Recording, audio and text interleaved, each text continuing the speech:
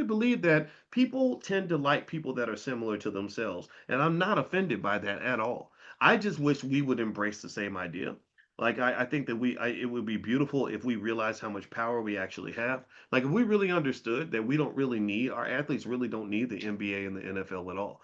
You've got everything you need. If you pull together like some of the best thinkers in your community and you give them a few $100 million and say, let's create a sports league. It won't be as big and as powerful as the NBA or the NFL because my God, the NFL took 100 years to develop to this level. But we can go out here and make, a nice $100 million annual profit and call it our own and pass it to our kids. And $100 million annual profit means you then have a multi-billion-dollar asset because according to the way asset prices are formed and valuations are formed, you just do multiples, right? So the multiples of that 100 million is in the billions. Then it could become something amazing, right? And I see Jen mentions Ice Cube. Yeah, Ice Cube's doing really good stuff. I like Ice Cube. He and I talk every now and then.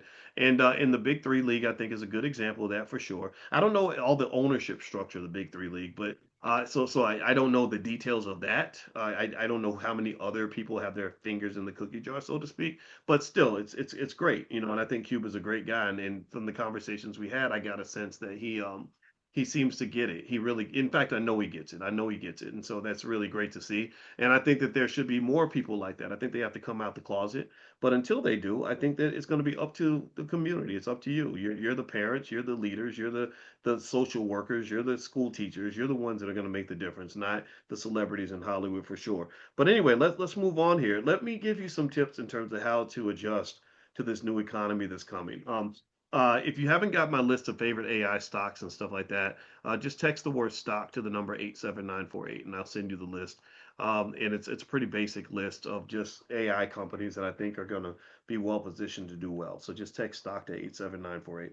All right, so a couple of things that you can do to prepare for the job apocalypse that's going to happen with AI. One, multiple streams of income is going to be really important.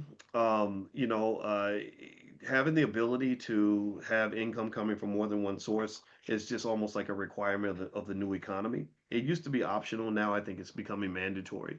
And multiple streams of income might just start by having healthy relationships with other people that have an income stream of their own.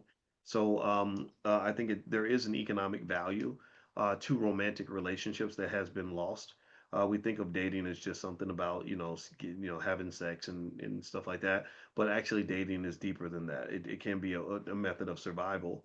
It doesn't have to only be that, but it should be part of the equation. It certainly can be a method for self-destruction. If you want to destroy yourself and you're doing well and you really want to ruin your life, just go date the wrong person. I know people who've died because they chose the wrong man or the wrong woman.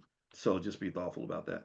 Number two, I would upgrade to AI proof skills. Some things like critical thinking, leadership, sales, creative strategy, human connection, high level problem solving.